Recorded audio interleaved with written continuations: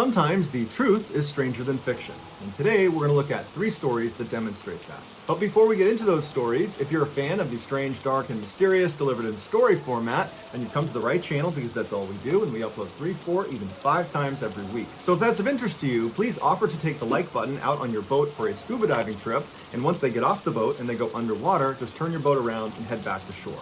Also, please subscribe to our channel and turn on all notifications so you don't miss any of our weekly uploads. All right, let's get into today's stories.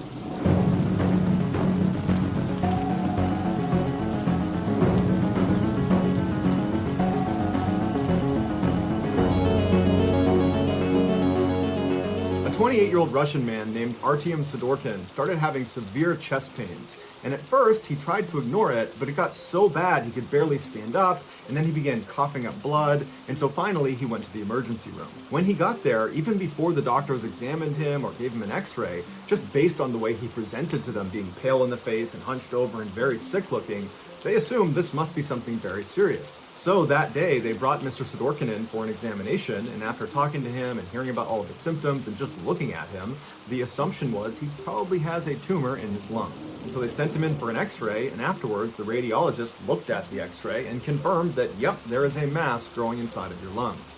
And so before they went to just start removing huge pieces of his lung, they told him that they would like to do a biopsy where they remove a small piece of the tissue and test it to see if it's cancerous or not. And so Mr. Sidorkin is terrified, but he says okay, he schedules his surgery. He goes in a couple days later, and the surgeon pulls out a piece of his lung tissue, and as it's sitting on the tray, he looks down at the tissue, the surgeon does, and he realizes there's something hidden inside of the tissue, as if the tissue was like an envelope holding something inside of it.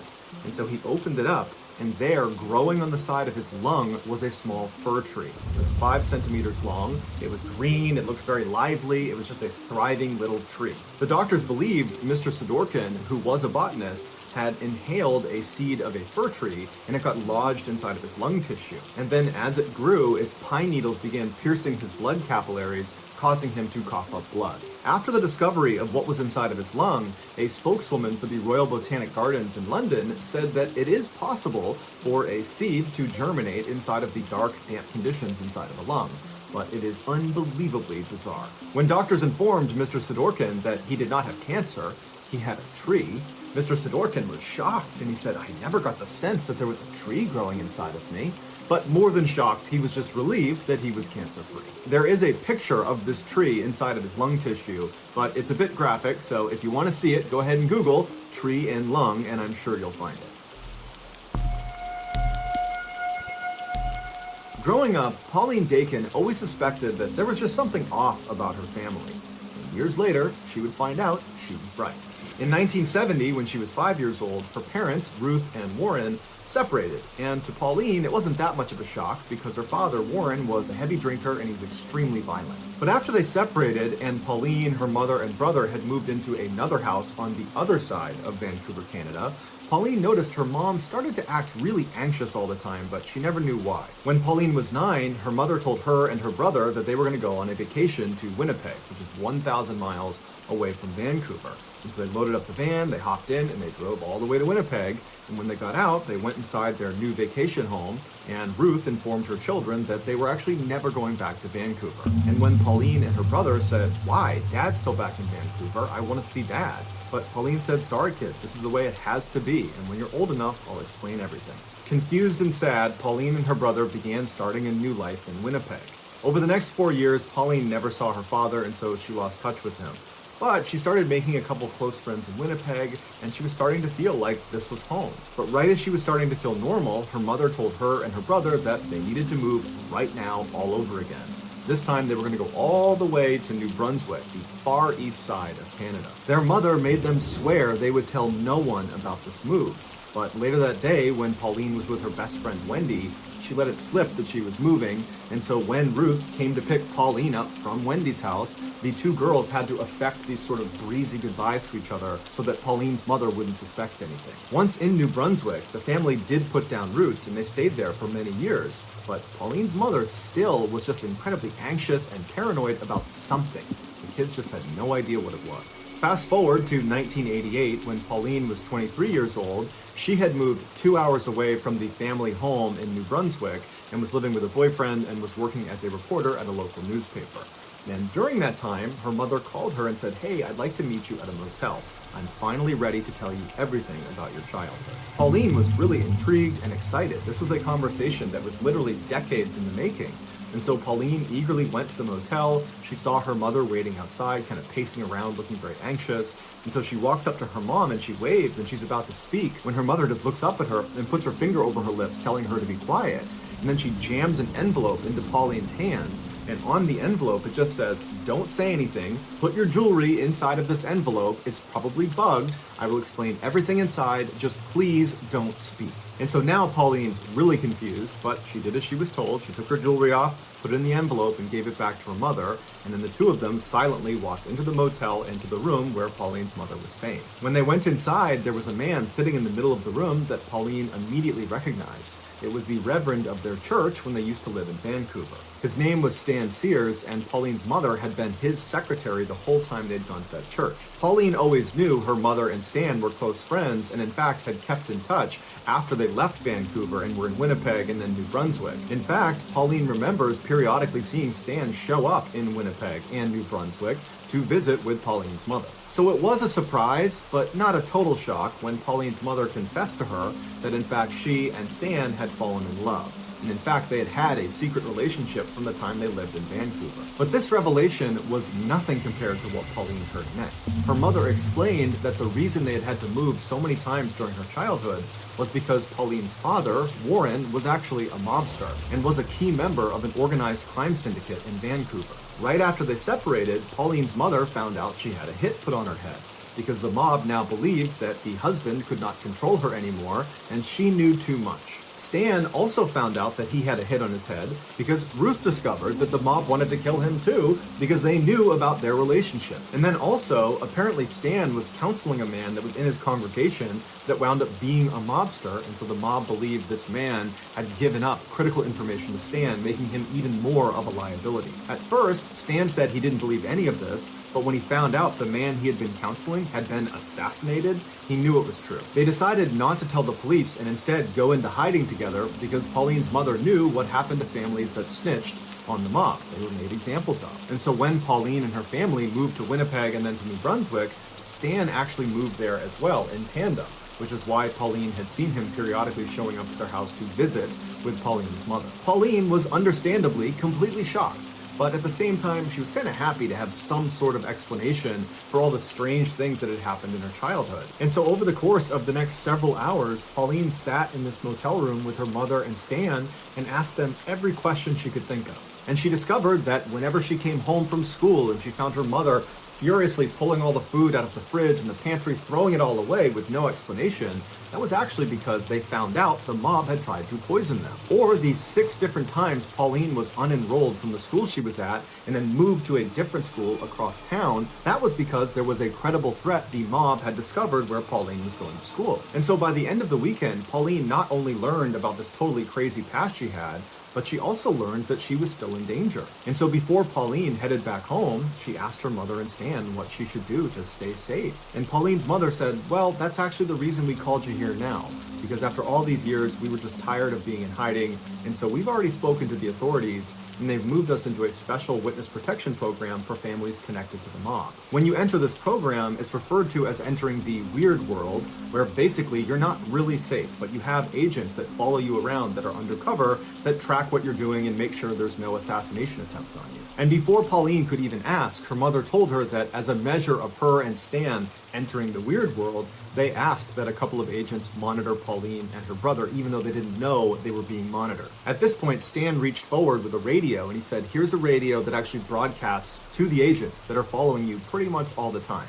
But you should only use it if you're truly in a desperate situation, because as soon as you call out for help, there are going to be people that are risking their lives to come save you." As Pauline is holding this radio, she looks at her mom and Stan and she says, "Well, what happened to Dad? Is he in jail?" And at this point, Pauline's mother says, "No, he's not. He's in the weird world too." And she handed Pauline a letter that was from her father addressed to Pauline, and it basically spelled out that he had been moved into the weird world and he was looking forward to Pauline joining them at some point when she was ready. So now Pauline has this radio and this letter, and she's looking at her mother and Stan, and she's just totally overwhelmed. And her mother just tells her, go home, think about what you want to do next, and if you want to join the witness protection program and join the weird world with us, just let me know and we'll make it happen. And so Pauline, who's in a total state of shock, gives her mom a hug and gives Stan a hug and says, okay, bye, I'll be in touch. And she leaves the motel and she gets in her car and she's about to back up when she looks and sees Stan running outside holding something in his hand.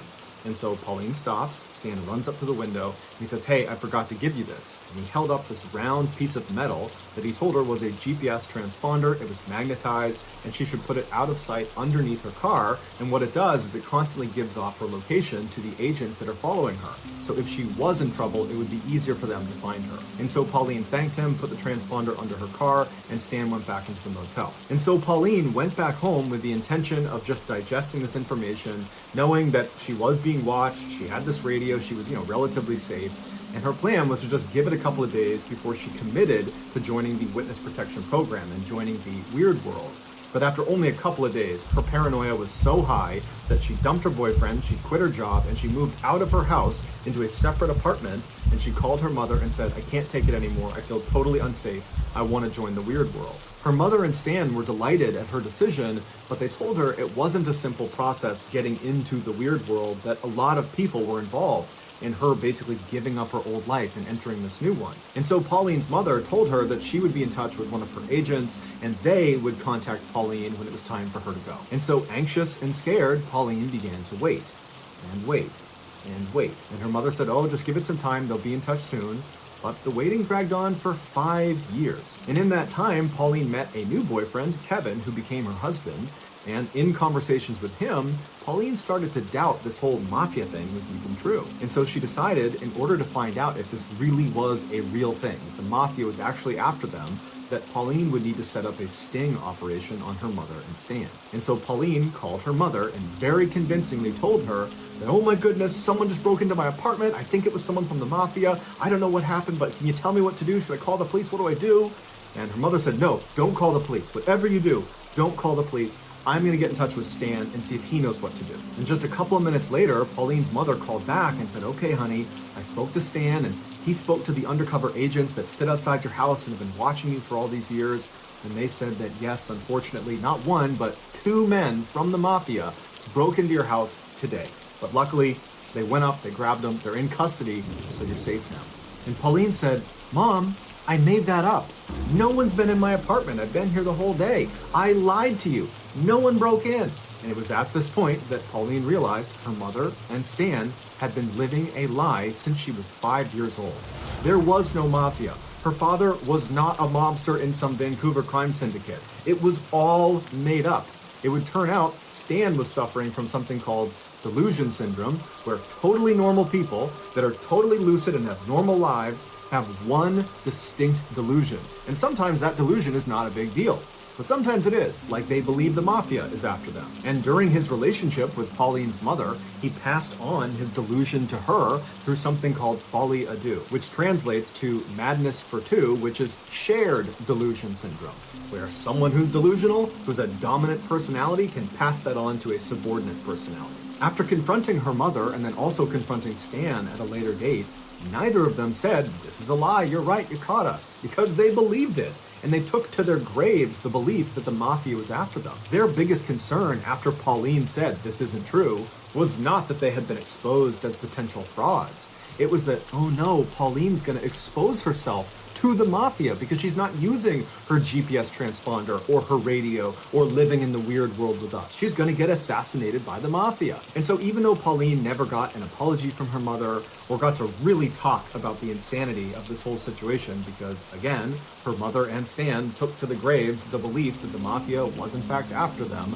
Pauline ultimately made peace with the situation by writing a best-selling memoir called Run, Hide, Repeat. It is linked in the description below. Check it out.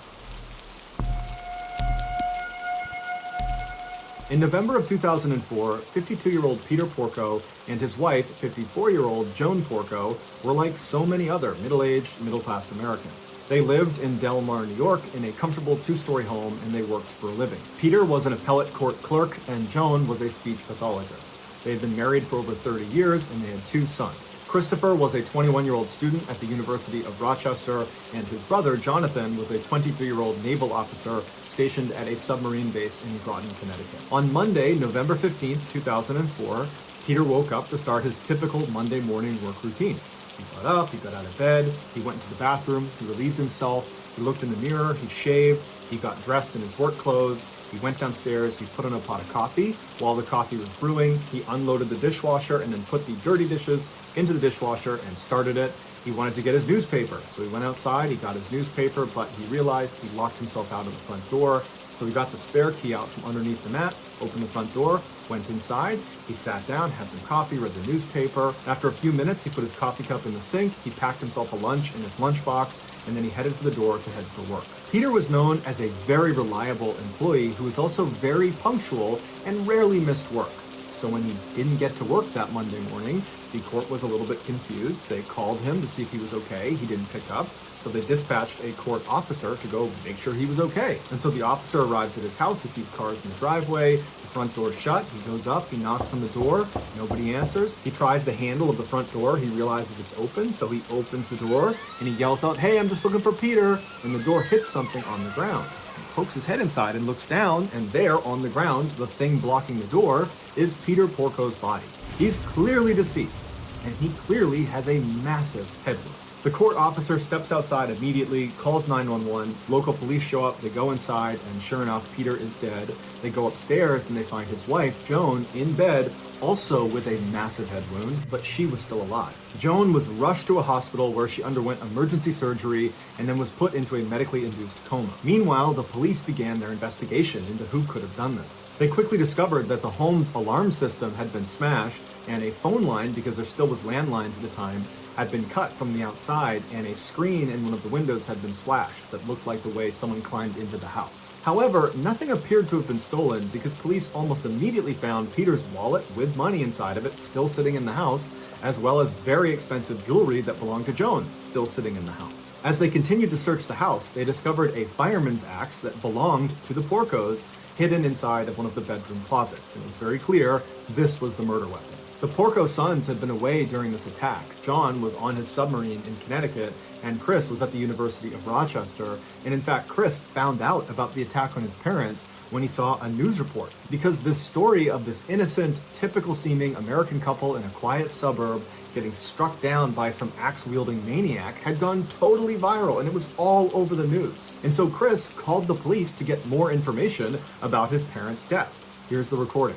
Hi, my name is Chris Porco. I was just called by the Times Union saying that my parents were found dead this afternoon. I was wondering if you had any information for me. Hey, Chris, whereabouts are you? I'm at school in Rochester, New York. Okay, you're in Rochester? Yes. Okay, and you're hearing from the Times Union? Yeah, they said my parents were found, I guess, dead. I don't know. They didn't say how or anything. So you will be here probably, you're going to go right to Albany Med? I don't know. I don't even know where my mom is. But... Yeah, she is at Albany Med. Okay. Do you know her condition? No, because I haven't talked to her. Let me give you my pager number. As you can tell, Chris is extremely emotional. He's beside himself. He can barely speak. He's so upset about what's happened to his parents.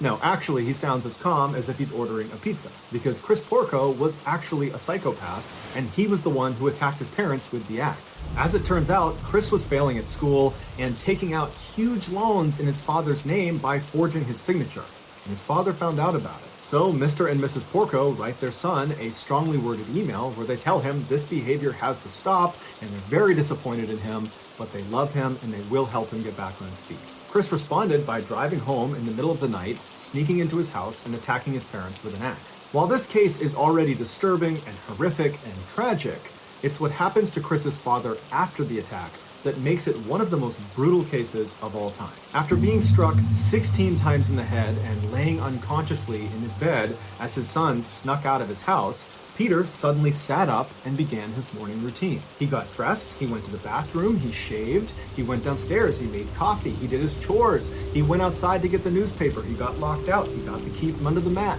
went back inside. He packed his own lunch. When he was finally ready to go, he headed for the door, and then he collapsed and he died. Due to the severity of Peter's head wound, his brain was basically broken and it was unable to recognize he had been gravely injured. So in his final moments, he believed it was just a typical Monday morning going about his work routine, when in reality, he had a gaping head wound and he was basically dead after the 16th blow to his head. One of the more surprising and heart-wrenching details of this case is that Joan Porco, she did survive the attack. And after she came out of that medically induced coma, she said she forgot all the details of the attack, even though when she was discovered in her bed, she did indicate that Chris, her son, was the attacker. Nonetheless, she got together $250,000 to post Chris's bail, and she allowed him to come stay with her during his trial. And the two attended the trial together, walking into the courthouse hand in hand. Chris was very quickly found guilty of killing his father and attempting to kill his mother, and he was sentenced to 50 years to life in prison. Despite the verdict, Joan Porco still speaks to Christopher over the phone and frequently visits him in prison. It's unclear if she still believes he is innocent. So that's going to do it, guys. If you found the secret in today's episode, let us know in the comments what it is and where you found it. Give us a timestamp, and if you're the first to do that, we'll pin you at the top of the comments section. If you enjoyed today's video and you haven't done this already, please offer to take the like button out on your boat for a scuba diving trip. Once they get off your boat and they're underwater, turn your boat around and head back to shore. Also, please subscribe to our channel and turn on all notifications so you don't miss any of our weekly 3, 4, even 5 video uploads. If you want to get in touch with me, you can direct message me on Instagram or on Twitter. My username for both platforms is the same. It's JohnBallin416. I also have a ton of content over on TikTok where my username is Mr. Ballin. I also started a second YouTube channel called Mr. Ballin Shorts where I post short videos. If you have a story suggestion, please submit it to our subreddit just called Mr. Ballin. It's linked in the description below. So whether I see you on Twitter, Instagram, TikTok, Reddit, YouTube, or some combination, just know that I really appreciate your support. And until next time, that's going to do it. See you.